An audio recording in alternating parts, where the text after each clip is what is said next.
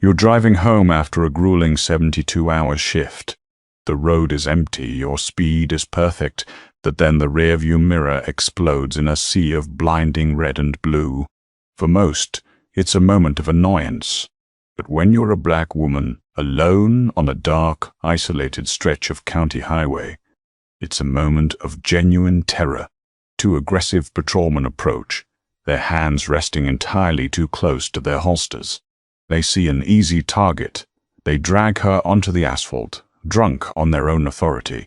They are about to make the biggest, most career-destroying mistake of their miserable lives, because the woman bleeding on the pavement, she's a federal agent. The dashboard clock glowed a faint, unforgiving 2014 a.m. Special Agent Chloe Hastings rubbed the back of her neck, feeling the rigid knot of tension that had been building there since Tuesday. She was exhausted, down to the marrow of her bones.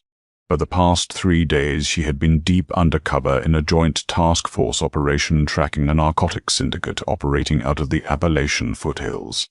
The op had been a resounding success. 3 stash houses raided, a dozen high-level targets in federal custody, and 0 casualties. Now, all Chloe wanted was a hot shower, her own bed, and 24 hours of uninterrupted silence. She was driving an unmarked 2015 Chevy Malibu, a seized asset from the vehicle pool that smelled vaguely of stale cigarette smoke and cheap pine air freshener. It wasn't glamorous, but it blended in perfectly during surveillance. She was cruising down Route 119, a notoriously desolate stretch of road winding through the rural outskirts of Oakmont County. The rain had just stopped, leaving the asphalt slick and mirror-like under the sparse, flickering glow of the yellow streetlights. Chloe's driving was immaculate. A decade in the bureau, including a stint as an instructor at Quantico, meant she drove with an ingrained, almost mechanical precision. She was holding a steady 55 in a 55 zone. Her hands were at 10 and 2. Her signals were used religiously. Then, headlights appeared in the distance. At first it was just a pair of bright halogens cresting the hill behind her. Chloe checked her rearview mirror. Out of habit, the vehicle approached rapidly, eating up the distance between them at a speed that suggested it was doing well over 70. But as it closed in, the driver suddenly slammed on the brakes, matching Chloe's speed perfectly. The vehicle tucked itself right into a blind spot. Even through the glare, the silhouette was unmistakable. The bulky, aggressive front grille, the heavy-duty push bumper, the light bar sitting atop the roof like a menacing crown. It was an Oakmont County Sheriff's Department cruiser. A familiar, heavy dread began to pool in Chloe's stomach. It was a feeling she hated, a visceral reaction born not from her current profession, but from a lifetime of experiences that a gold badge couldn't magically erase. She was a black woman in a beat-up sedan on the lonely country road in the dead of night. The cruiser behind her wasn't passing. It was pacing. Just keep steady, Chloe told herself, forcing her breathing to remain slow and measured. You're doing nothing wrong. She maintained her speed. The cruiser tailed her for 1 mile, then 2. It swerved slightly to the left, hugging the center line as if the driver were trying to get a look at her license plate, or perhaps a look into the driver's side mirror to see who was behind the wheel. Inside the cruiser sat Deputy Mitchell Harrison and his rookie partner, Deputy Todd Grimsley. Harrison was a 14-year veteran of the force, a man whose reputation for proactive policing had earned him several excessive force complaints that were quietly swept under the rug by a friendly union rep. Grimsley, young and impressionable, simply followed Harrison's lead, eager to prove himself in a department that valued compliance over critical thinking. "Look at this one," Harrison muttered, tapping the steering wheel to the rhythm of his own manufactured suspicion. "Driving a little too perfect, don't you think?" Grimsley squinted through the windshield. "She's right on the speed limit, Mitch." "Exactly," Harrison sneered. "Nobody drives exactly 55 at 2 in the morning unless they're trying real hard not to get pulled over. Run the plate. Tawasu. Grimsley typed the Malibu's license plate into the mobile data terminal. Because the car was part of a federal fleet with protected registration, the system returned a generic delayed response indicating the vehicle was registered to a holding company in Delaware, a standard bureau obfuscation tactic. Comes back to some corporate LLC out of state, Grimsley reported. Out of state, beat-up car, driving like a robot in the middle of the night, Harrison said, his jaw setting. She crossed the yellow line back there. Did you see it? I didn't see her cross. I said she crossed the yellow line, Harrison interrupted, his voice sharp, brooking no argument. He reached up and flicked the toggle switch. Inside the Malibu, Chloe's interior was violently illuminated by a strobing symphony of red and blue. The flash bounced off the wet pavement and reflected off the road signs. Chloe let out a long, slow breath, a mixture of profound exhaustion and deep irritation. She activated her right turn signal, smoothly decelerated, and pulled over onto the wide gravel shoulder, putting the car in park. She turned off the engine, rolled down all four windows, a habit to ensure officers felt secure, turned on the interior dome light, and placed both of her empty hands flat on the top of the steering wheel. She was doing everything by the book. She watched in the side mirror as the cruiser's doors opened. Both deputies stepped out. Harrison approached the driver's side, his hand resting casually but purposefully on the butt of his sidearm. Grimsley took the passenger side, hanging back near the rear quarter panel, his flashlight beam slicing through the dark interior of Chloe's car. The crunch of Harrison's heavy boots on the gravel sounded unnaturally loud in the quiet night. He didn't stop at the B-pillar like he was supposed to. Instead, he walked right up to her window, shining his incredibly bright tactical flashlight directly into Chloe's eyes, effectively blinding her. License, registration, and proof of insurance, Harrison barked. No good evening, no explanation for the stop. Just an immediate, aggressive demand. Chloe blinked against the blinding glare of the flashlight, keeping her hands clearly visible on the wheel. She deliberately kept her voice calm, neutral, and devoid of the annoyance she felt. "Good evening, officer," Chloe said, her tone steady. "My license and identification are in my wallet, which is located in my suit jacket pocket on the passenger seat. I'm going to reach for it now. Is that all right?" Harrison kept the light pinned on her face. "I didn't ask for a speech. I asked for your license. Hand it over. I am informing you of my movements so there are no misunderstandings," Chloe replied, her FBI training kicking in. She knew exactly how quickly a nervous or aggressive cop could escalate a situation over a sudden movement. Slowly, deliberately, she took her right hand off the wheel and reached toward the navy blazer resting on the passenger seat. "Hey, keep your hands where I can see them," Harrison suddenly shouted, his voice tracking like a whip. He slapped the roof of the Malibu hard with his open palm. Smack. Chloe froze instantly, her right arm suspended in the air. "Officer, I am doing exactly what you asked. My wallet is in the jacket. I said keep your hands on the wheel." Harrison yelled, leaning closer to the window, his posture radiating hostility. On the other side of the car, Grimsley drew his weapon, the metallic click of the safety disengaging loud enough to hear over the idling engine of the cruiser.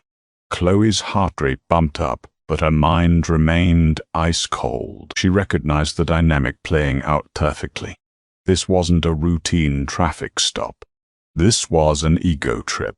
Harrison had profiled her, decided she was a threat or a criminal, and was now actively creating the very confrontation he wanted to find. "My hands are going back to the wheel," Chloe said slowly, returning her right hand to the 10 o'clock position. "Officer, before we go any further, I need to inform you that I am an armed federal agent. My credentials and badge are inside my wallet in that jacket, and my service weapon is secured in a holster on my right hip." Silence hung in the air for a fraction of a second. It was the crucial moment where a professional police officer would take a step back, verify the information, and de-escalate.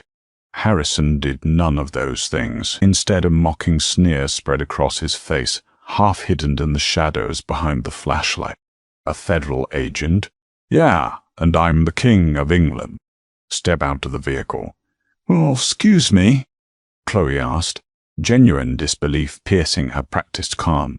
"I just told you I am a special agent of the Federal Bureau of Investigation. I can give you my supervisor's phone number right now. I'm giving you a lawful order." Harrison roared, his face now inches from her window. "Unbuckle your seatbelt and step out of the vehicle right now, or I will drag you out." "Under what suspicion?" Chloe demanded, her own authoritative voice finally breaking through. "You have not articulated a reason for this stop, nor have you verified my identity. You are escalating this situation unnecessarily." "Nah, Resisting, Harrison shouted to his partner. He reached through the open window. It happened with terrifying speed. Harrison's thick hand grabbed the front of Chloe's shirt. With his other hand, he reached in and unlatched her seatbelt. "Get your hands off me," Chloe commanded, shifting her weight, trying to brace herself against the steering column. But she was exhausted, and the angle was entirely against her.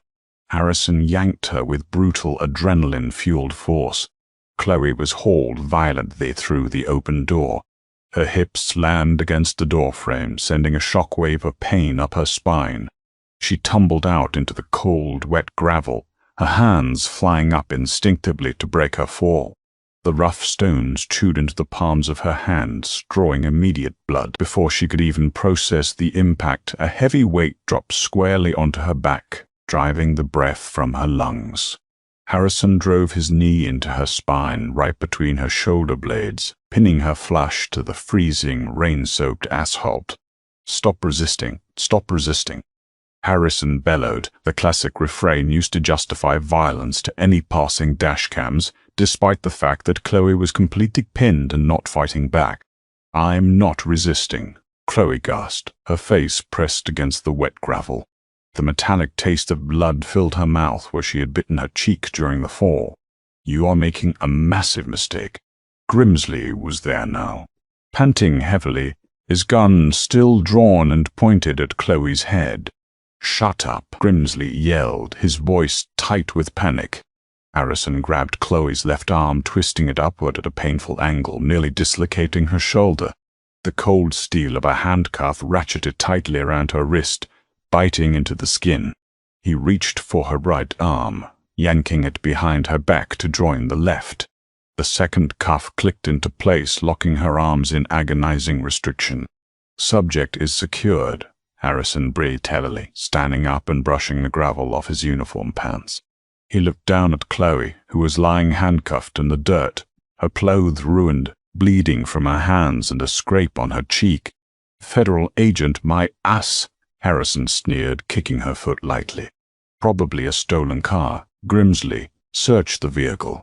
Let's see what she's hiding." Chloe lay on the ground, the cold seeping into her bones, but the chill was nothing compared to the white-hot, razor-sharp fury igniting in her chest. She didn't scream. She didn't cry. She just turned her head slightly to look at Harrison, her dark eyes locking onto his with a promise of absolute, uncompromising ruin. Deputy Grimsley hoisted his weapon, his hands shaking slightly from the adrenaline dump. He walked around to the passenger side of the Malibu and leaned through the open window. The interior smelled of old coffee and rain. "Tear it apart," Harrison commanded from outside, standing over Chloe with his thumbs hooked into his duty belt. "Check the glove box, under the seats. We're going to find drugs, or a stolen piece, I guarantee it." "Not sure, dear, so, but Grimsley's flashlight swept over the passenger seat. He saw the navy blue blazer Chloe had mentioned. He picked it up. It felt heavy, high quality. He reached into the inner breast pocket and felt the unmistakable weight of a leather bifold wallet. He pulled it out. It was thicker than a standard civilian wallet. Grimsley stepped back from the car, holding the wallet under his chin so he could shine his flashlight on it. He flipped it open. The light caught the heavy, solid gold shield first. It wasn't a cheap replica or a novelty badge. It was a perfectly cast, weighty piece of metal, featuring the scales of justice and a majestic eagle. engraved deeply into the gold were the words, Federal Bureau of Investigation. Grimsley's breath hitched. His eyes darted to the left side of the wallet. Behind a clear plastic window was a stark official Department of Justice identification card. There was a photo of the woman currently lying face down in the dirt. Next to the photo was her name, Chloe Hastings, and her title, Special Agent. The holographic security features on the card danced in the flashlight beam, undeniable and authentic. Grimsley stopped breathing. The blood completely drained from his face, leaving him looking like a ghost in the flashing strobe lights. The world around him seemed to slow down to a crawl. The distant hum of the highway, the static from his shoulder radio, the rustle of the wind through the damp trees, it all faded into a deafening, ringing silence. Mitch? Grimsley stammered, his voice weak, sounding like a frightened child. What did you find? Harrison asked, leaning casually against the trunk of the cruiser, completely oblivious to the tectonic plates shifting beneath his career. Meth? Weed? Mitch, look at this. Grimsley walked over slowly, his legs feeling like they were made of lead. He held the open wallet out with a trembling hand.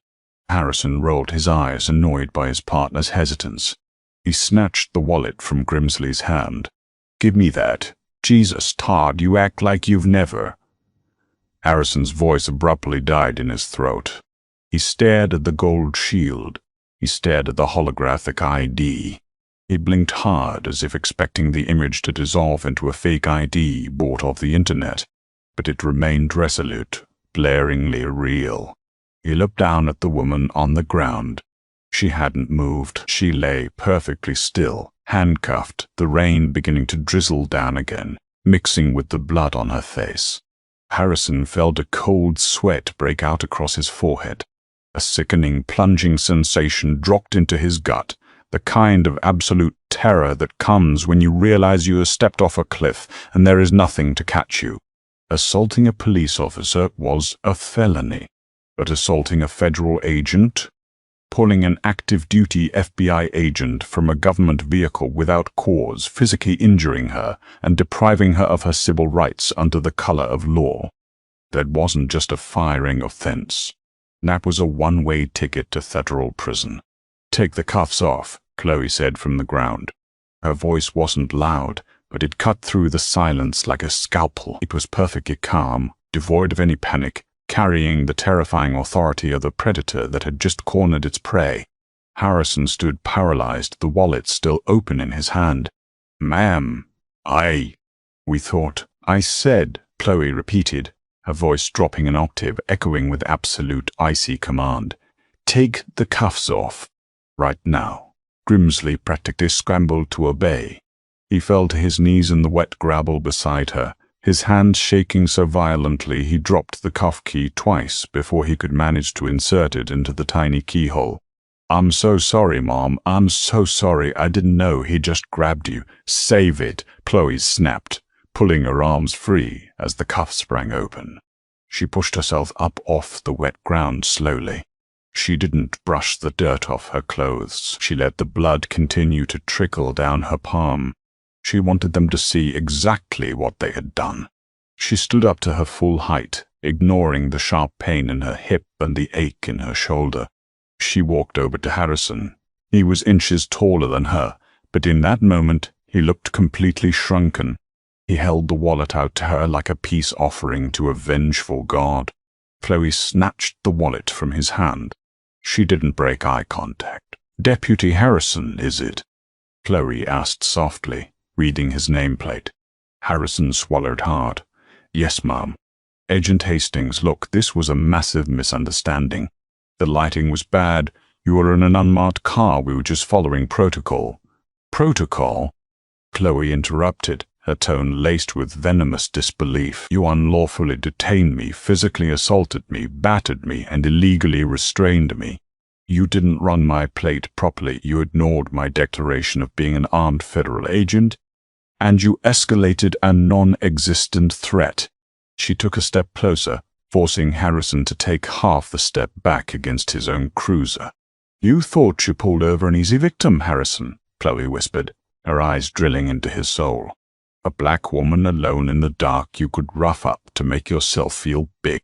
But you didn't pull over a victim tonight.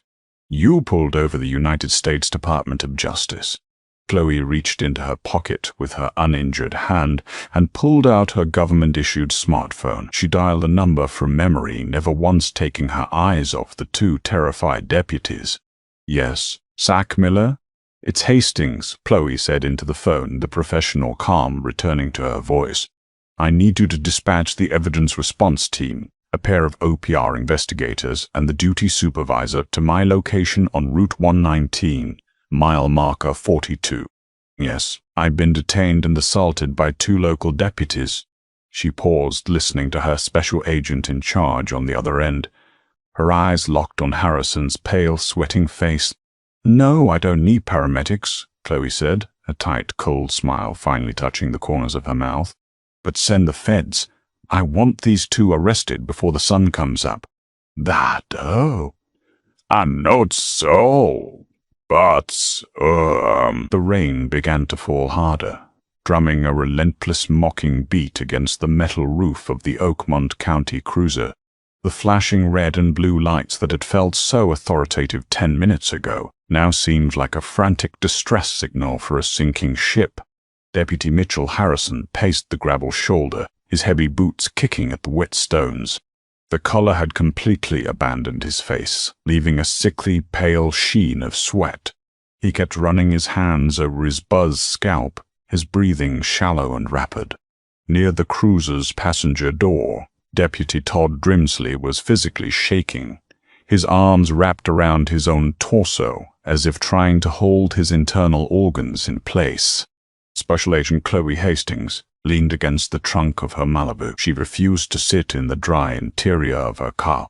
She wanted to remain exactly where she was, a bleeding-soaked monument to their colossal incompetence.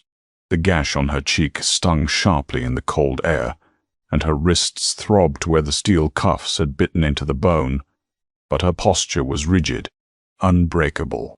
Mitch, Grimsley whispered, his voice cracking violently over the sound of the rain. Mitch, what are we going to do? She called the SAC, she called OPR. They're coming. The feds are coming. Harrison stopped pacing and spun around, his eyes wild, darting frantically up and down the empty highway. He was a creature of the dark, a man who operated in the shadows of county roads where his word was law, and there was no one to contradict him. But the shadows were receding. Shut up, Todd. Just shut up and let me think, Harrison hissed, striding over to his partner. He grabbed Grimsley by the collar of his uniform shirt. We get our story straight. That's what we do. We tell them she was swerving. We tell them she refused a lawful order, made a furtive movement toward the glove box, and we had to extract her for officer safety. It's her word against ours. Grimsley's eyes widened in horror. Her word? Mitch, she's an FBI agent.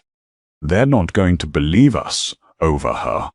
They will if we stick to the script. Harrison spat, desperation making him vicious. He turned his head, looking at the dashcam mounted beneath the rearview mirror of his cruiser. A green light glowed steadily on its casing. He suddenly realized the microphone on his uniform lapel was still hot. Harrison lunged toward the open door of the cruiser, reaching for the dashcam's interface panel. If he could access the memory card, if he could just trigger a system malfunction before the buffer saved to the hard drive.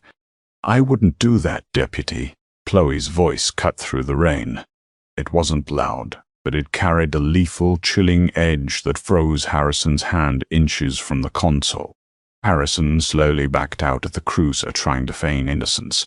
I was just turning the heater on. You were going to tamper with the evidence, Chloe stated flatly, which is a separate felony charge. But beyond that, it's completely pointless. The go wreck. She pushed herself off the trunk of her car and took 2 slow, deliberate steps toward them. She pointed her uninjured hand at the subtle, blacked-out dome sitting right behind her Malibu's rearview mirror, and then at the tiny, almost invisible lenses integrated into the side mirrors. "This is a federal fleet vehicle, Harrison," Chloe said, watching the realization dawn on his face. "It is equipped with a Level 4 panoptic surveillance suite.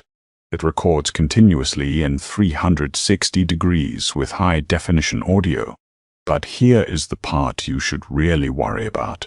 It doesn't store the data locally. The mud, your lights hit my sensors. The system initiated a live cellular uplink. Every second of this stop, every word you said the moment you dragged me out of this car and threw me into the dirt, it was all streamed and encrypted directly to a secure server at the J. Edgar Hoover building in Washington." The silence that followed was absolute, save for the patter of the rain. Harrison's mouth opened, but no sound came out. The word against Al's defense evaporated into the damp night air. The evidence wasn't sitting in a camera he could smash. It was already resting in a fortified federal database hundreds of miles away. "You're done," Chloe told him, her eyes locking onto his. "Your career didn't just die tonight. Your freedom did." Grimsley finally broke. His knees buckled and he sank down against the front tire of the cruiser, burying his face in his hands, letting out a wretched, sobbing groan. They didn't have to wait long. 6 minutes later, the horizon lit up. It wasn't the slow, sonatory approach of a single vehicle. It was a swarm. 4 massive black Chevrolet Suburbans crested the hill, traveling in a tight, aggressive diamond formation. They had no light bars, but their grills, visors, and taillights were exploding with a synchronized barrage of tactical blue and red strobes. They didn't pull over politely. They swarmed the scene. Tires screeched on the wet asphalt as the Suburbans boxed in the county cruiser, perfectly executing a barricade maneuver that effectively trapped Harrison and Grimsley. The doors of the federal vehicles flew open before they were even fully parked. Over a dozen men and women poured out into the rain. They weren't wearing the neat, pressed suits of television agents. They were wearing dark, water-resistant tactical gear. Bold yellow letters across their tactical vests read FBI and Evidence, Response. From the lead Suburban stepped Special Agent in Charge William Miller. Miller was a towering, broad-shouldered man with iron-gray hair and a face carved from granite. He possessed an aura of such heavy, intimidating authority that even the raindrops seemed to get out of his way. Right behind him was Senior Inspector Gregory Hayes from the Office of Professional Responsibility, OP-ER. Looking sharp, calculating, and deeply unhappy, Miller took one look at the scene, the flashing lights, the 2 terrified local cops, and finally, Chloe, bleeding and standing in the freezing rain. Miller's jaw clenched so hard a muscle ticked visibly in his cheek. He pointed a massive accusatory finger at Harrison and Grimsley. "Disarm them," Miller barked. "Right now." The federal agents moved with terrifying, synchronized efficiency. 3 agents converged on Harrison, while 2 others flanked the weeping Grimsley. "Hey, wait a minute. Look, we're on the same team." Harrison yelled, putting his hands up defensively as a federal agent roughly grabbed his wrists. "We are not on the same team," SAC Miller stated, his voice a low, rumbling thunder. "Strip their belts." Before Harrison could protest further, his duty weapon was snatched from its holster. His taser, his baton, his radio, and his spare magazines were unceremoniously stripped away, leaving him in a suddenly very empty-feeling uniform. Grimsley didn't even resist. He handed his belt over while apologizing hysterically to anyone who would listen. Inspector Hayes from OPR walked directly to Chloe. He didn't ask if she was okay. He could see she wasn't. He simply pulled out a high-resolution camera and immediately began photographing her injuries. The laceration on her cheek, the deep red gouges on her wrists from the cuffs, the dirt and blood on her clothes. "Paramedics are 3 minutes out, Hastings," Hayes said quietly, his eyes narrowed with suppressed rage as he documented the bruising. "I can wait, Greg," Chloe said, her gaze fixed on Harrison. "I want to watch this." Just as the federal agents were securing the two deputies, a screech of tires announced the arrival of a new vehicle. A white Ford F-150 with a light bar hastily slapped on the roof slammed to a halt behind the barricade of black SUVs. Out stepped Sheriff Arthur Beaumont. Beaumont was a caricature of a county sheriff, a thick-waisted, red-faced man who had run Oakmont County like his own personal fiefdom for 20 years. He swaggered toward the flashing lights, his thumbs tucked into his belt, furious that his jurisdiction was being invaded. "What in the hell is going on here?" Beaumont bellowed over the rain. "Who authorized a federal blockade on my county highway?" "Harrison, what is this?" Harrison looked at his boss with pleading, desperate eyes. "Sheriff, I am Special Agent in Charge, William Miller," the towering FBI director interrupted, stepping squarely into Beaumont's path, stopping the sheriff's swagger dead in its tracks. "And you are standing in the middle of a federal crime scene, Sheriff." Beaumont scoffed, looking at the disarmed deputies. "Crime scene? My boys pulled over a vehicle. If there was a misunderstanding, we handle it internally. We have professional courtesy, Agent Miller. You unhand my deputies, and I'll have internal affairs look into it first thing Monday morning." "There is no internal affairs for this, Arthur," Miller said, dropping the titles, his voice dripping with absolute contempt. "Your deputies pulled over unmarked Bureau vehicle without probable cause. They forcibly extracted a federal agent, assaulted her, battered her, and unlawfully detained her. They ignored her credentials. That is not a misunderstanding." Beaumont blanched, his eyes finally landing on Chloe, recognizing the gold badge now pinned to the lapel of her ruined jacket. The sheriff's political survival instincts kicked in. He tried to pivot. Well, now, if she was driving suspiciously the dark of night. "Mistakes happen in the heat of the moment," Beaumont stammered, attempting a conciliatory smile. "Let me take them back to the precinct. I'll suspend them both without pay pending a review. You have my word." Inspector Hayes stepped forward from the shadows, tucking his camera away. He pulled a folded legal document from his tactical vest. "Your word isn't worth the paper this warrant is printed on, Sheriff," Hayes said smoothly. He unfolded the paper and held it up. "We aren't just here for tonight." Beaumont's face dropped. "What is that?" "The real twist to your night," Chloe said, stepping forward, the adrenaline finally overriding her pain. "Did you really think the Bureau was in the Appalachian foothills just for a few meth lab busts?" Sheriff Beaumont looked confused, then deeply, profoundly terrified. "The Department of Justice Civil Rights Division has been secretly investigating the Oakmont County Sheriff's Department for 18 months, Miller explained, his voice booming with the weight of the federal government. "We have a mountain of statistical evidence proving a systemic pattern of racial profiling, falsified reports, and excessive use of force under the color of law. The only thing we were waiting for was a clean, undeniable, documented catalyst to drop the hammer." Miller pointed at Harrison, who was now trembling uncontrollably. "Your golden boy here," Miller continued, "just provided us with a textbook violation of Title 18, U.S. Code, Section 242, on camera, against a federal agent. We don't just have a case against him. Thanks to his actions tonight, we have the leverage to tear your entire corrupt department down to the studs." Beaumont was speechless. The political empire he had built over 2 decades was burning to the ground right in front of him on a wet highway. "Deputy Harrison, Deputy Grimsley," Inspector Hayes announced, his voice carrying the finality of a gavel striking wood.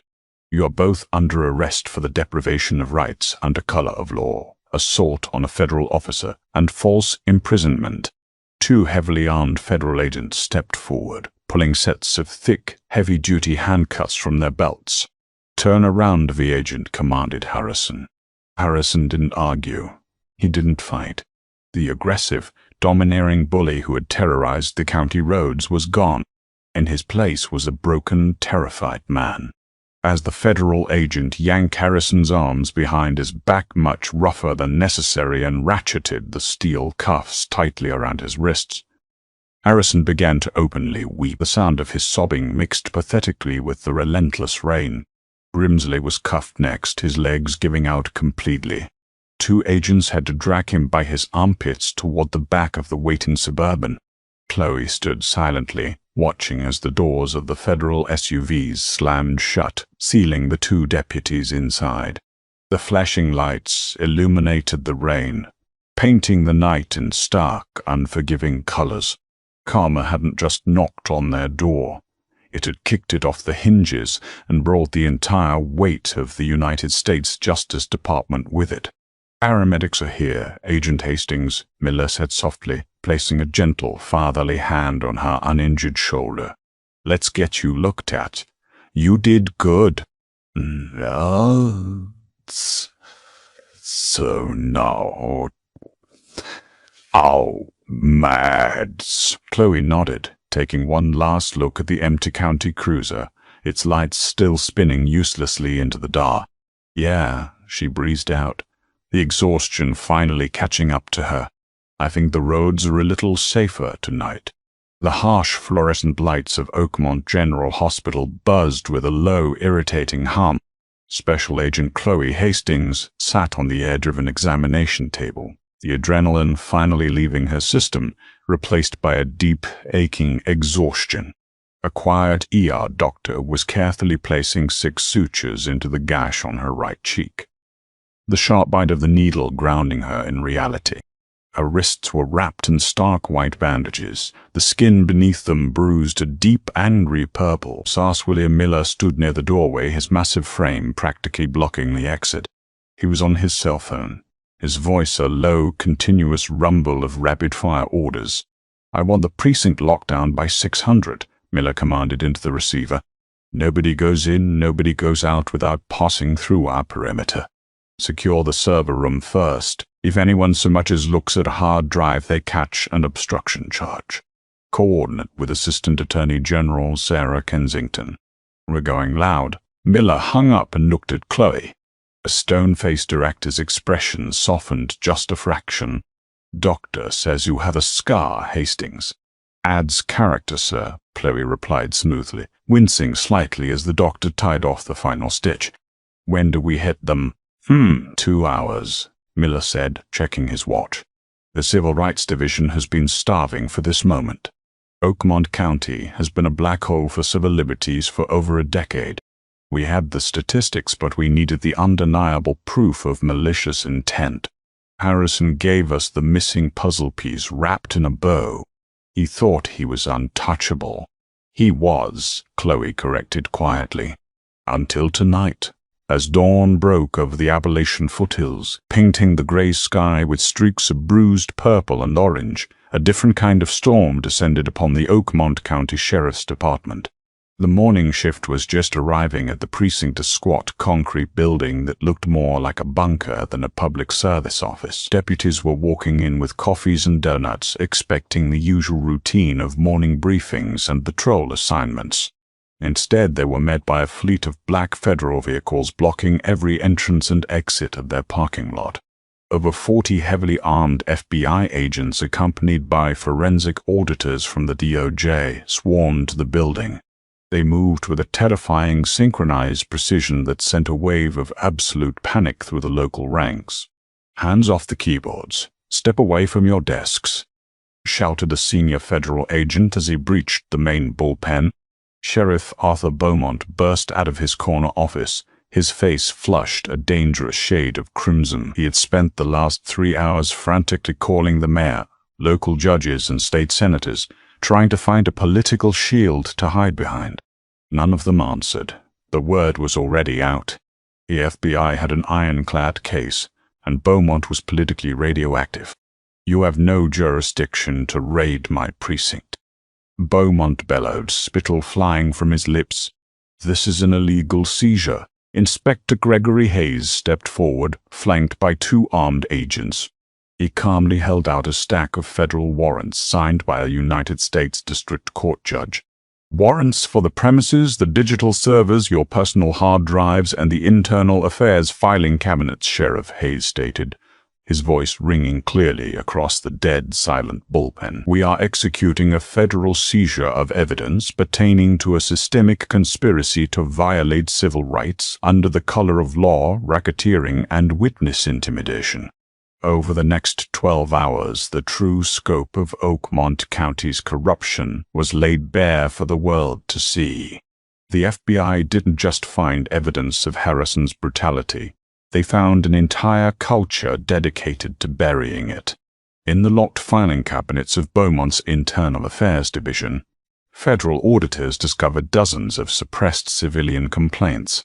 There was the file of Elijah Campbell, a local high school teacher whose shoulder was dislocated by Harrison during a routine traffic stop in 2022.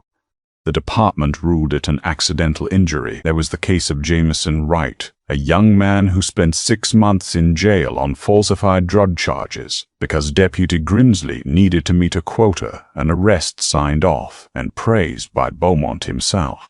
The real names, the real victims, stacked up in undeniable, heartbreaking piles of manila folders. The panoptic surveillance footage from Chloe's vehicle was the key that unlocked the vault. It proved that Harrison's furtive movement excuse was a pre-planned, systematic lie used to justify violence. It proved that the department's deputies operated as a federally defined criminal enterprise, shielded by a corrupt sheriff. By noon, the news networks had caught wind of the raid.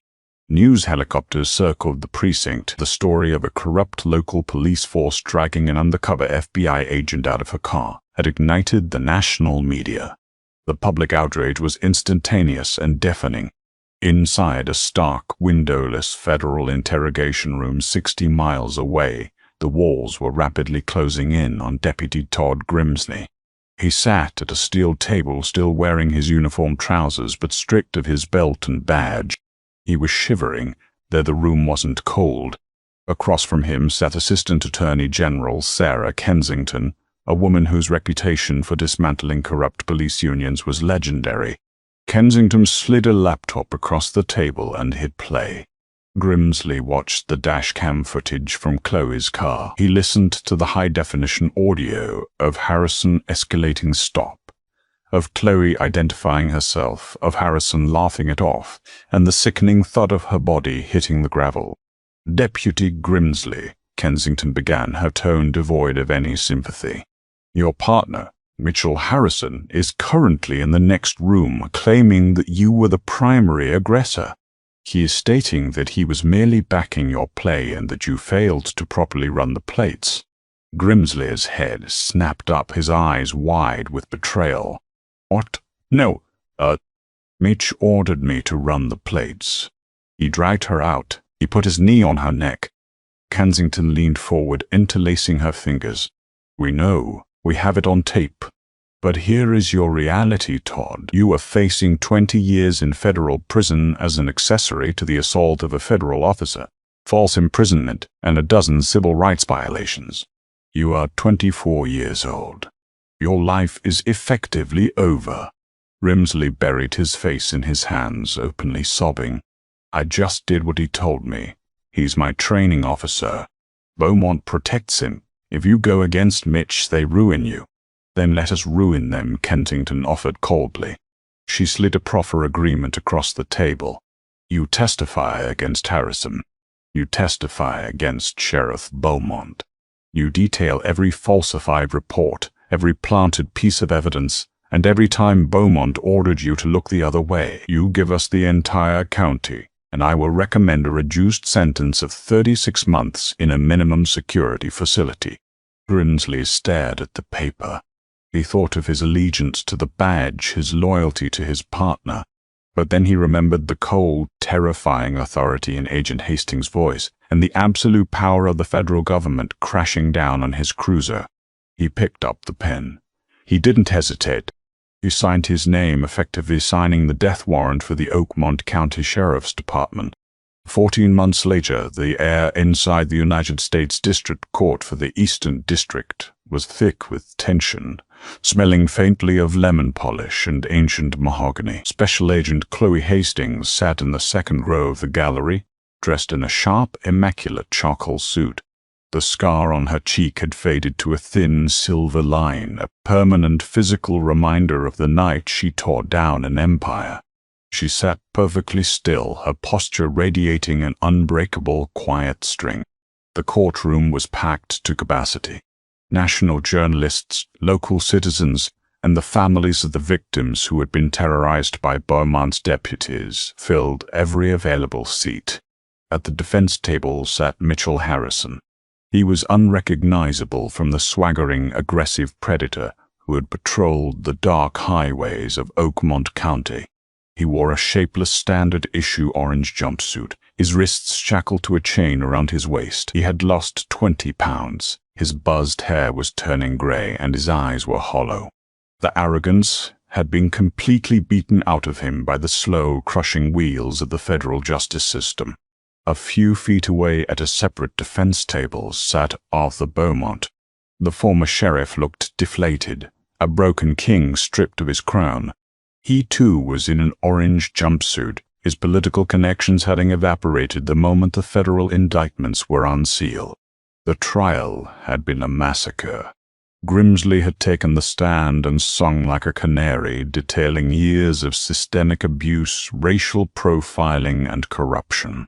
But the nail in the coffin was the video. The jury had watched the high-definition footage of Harrison pulling a calm, compliant black woman from her car, ignoring her federal credentials, and throwing her into the dirt. They heard the raw, unfiltered audio of his malice. It was a case prosecutors dreamed of. Judge Honorable Thomas R. Sterling, a stern jurist with a reputation for zero tolerance regarding police corruption, struck his gavel. The sharp crack echoed like a gunshot in the silent room. "The defendants will rise," Judge Sterling commanded. Harrison and Beaumont stood clumsily, the chains around their waists clinking loudly. It was the same metallic sound Chloe had heard when Harrison ratcheted the handcuffs onto her wrist. The symmetry of the moment was not lost on her. "Mitchell Harrison," Judge Sterling began, his voice echoing with absolute authority. "You were entrusted with a badge and a gun to protect the citizens of your county. Instead, you used that power to terrorize them. You operated under the cowardly assumption that the badge shielded you from consequence and that your victims had no voice."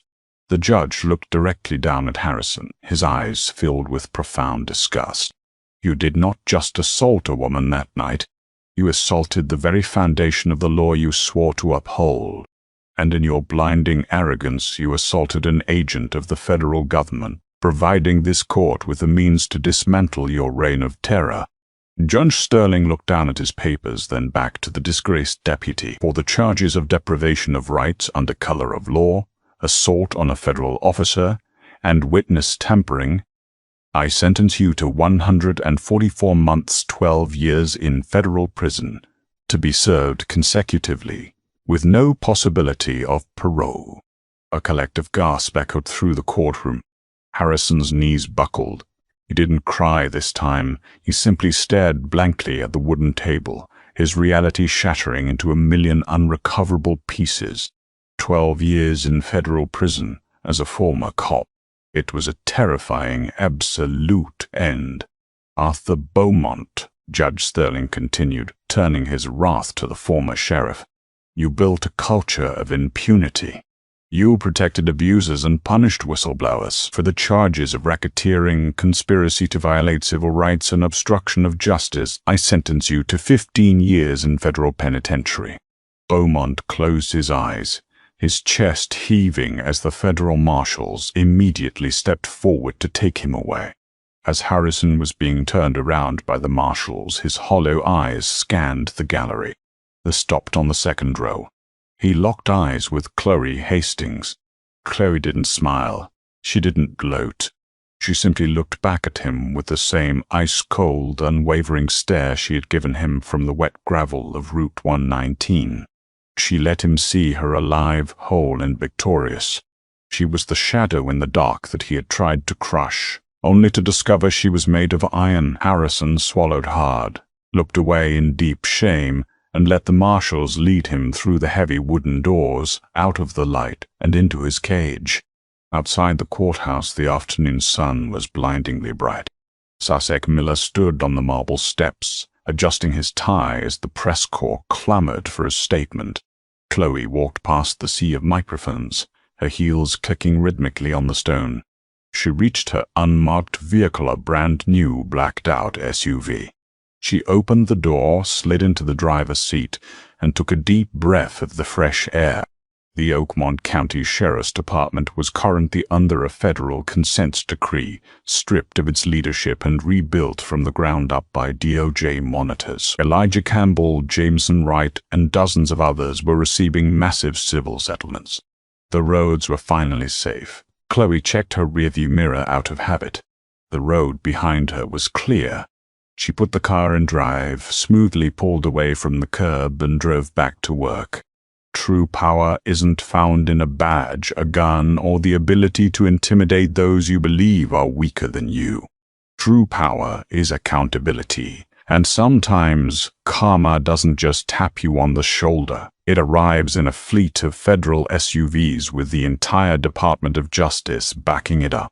Special Agent Chloe Hastings proved that the shadows cannot hide corruption forever, especially when you pull over the exact wrong person in the dead of night. Stories like this remind us that while the system is deeply flawed, justice can still strike with absolute terrifying precision when the truth is brought into the light.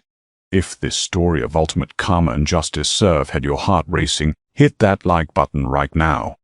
Share this video to remind everyone that nobody is above the law, and subscribe to the channel for more incredible, real-life stories of instant regret and justice prevailing. Leave a comment below. What would you have done in Agent Hastings' shoes?